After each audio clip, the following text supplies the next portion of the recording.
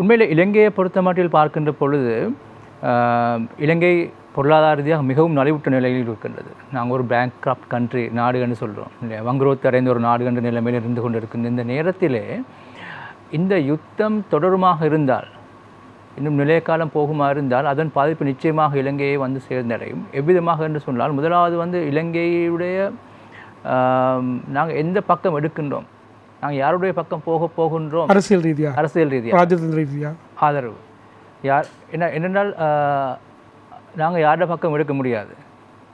நாங்கள் நியாயத்தின் பக்கம் போவதாக இருந்தால் ஈரான் பக்கம் போக வேண்டும். அப்படி இல்லைன்னு சொன்னால் அடுத்த பக்கம் போக வேண்டியது இஸ்ரேல் பக்கமும் அந்த வெஸ்ட் மேற்கத்திய நாடு அந்த அவர்களுடைய கூட்டணிக்கு போகும். என்னென்னால் இவர்களை மேற்கத்தியத்தை எதிர்த்தென்று சொன்னால் அங்கேயும் எங்களுக்கு பிரச்சனை வரக்கூடிய IMF ஓட வரக்கூடிய அந்த பிரச்சனை பொருளாதார நெருக்கடிக்கு நாங்கள் முகம் கொடுக்க வேண்டியிருக்கும். ஸோ அவர்களுக்கு இல்லாமல் நாங்கள் நியாயத்தின் பக்கம் நிற்க வேண்டியாக இருந்தால் அந்த பிரச்சனை வரணும். இல்லை, இவர்களின் சார்பாக மேற்கத்தியம் சார்பாக நாங்கள் இருந்தால் உண்மையிலே நாங்கள் நியாயத்துக்கு எதிராக இருக்கக்கூடியவர்களாக மாறுவோம். இப்போ நாங்கள் பொருளாதாரத்துக்கு வருவதாக இருந்தால், முக்கியமாக பொருளாதார ரீதியாக பார்க்கின்ற பொழுது எங்களுக்கு இருக்கக்கூடிய பிரதான விடயம்தான் எங்களுக்கு கிடைக்கக்கூடிய வெளிநாட்டு அந்நிய செலாவணி என்பது நாங்கள் கூடுதலாக பெற்றுக்கொள்வது வெளிநாட்டில் எங்களுடைய வேலை செய்யக்கூடிய ஆட்கள் இருந்து அவர்களும் தான் மத்திய கிழக்கு நாடுகளிலே, குறிப்பாக மத்திய கிழக்கு நாடுகளே.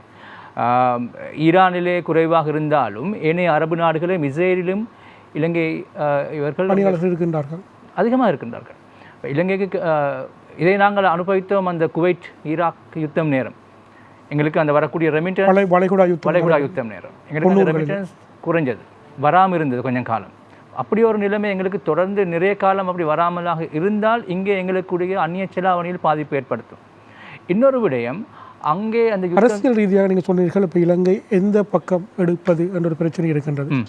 உண்மையாகவே ஒரு இஸ்ரேலுக்கும் ஈரானுக்கும் இடையிலான மோதல் உடனடியாக வெடித்தோன்றல்ல, நீண்ட காலமாக ஒரு எரிபெற்ற நிலையில் இருந்தது. நேரடியாக இப்போ மோதல் நடைபெறுகின்றது.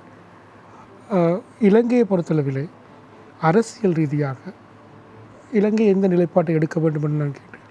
இலங்கை நான் நினைக்கிறேன் அவர்கள் நியூட்ரலாக இருக்க வேண்டும், நடுநிலையாக இருக்க வேண்டும்.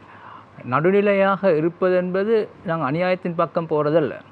ஆனால் நாங்கள் இருக்கின்ற எங்கள் பொருளாதார நிலைமையையும் பார்க்கின்ற பொழுது நாங்கள் நடுநிலைமையாகத்தான் இருக்க வேண்டிய நிலைமை எங்கள் மீதும் சுமத்தப்பட்டிருக்குது.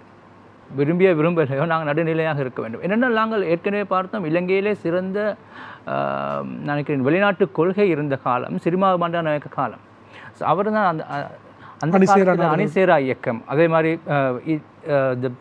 இங்கே இந்திய பெருங்கடலில் சமாதானம் போன்ற விடயங்கள் முன்னோடியாக செயற்பட்டார்கள்.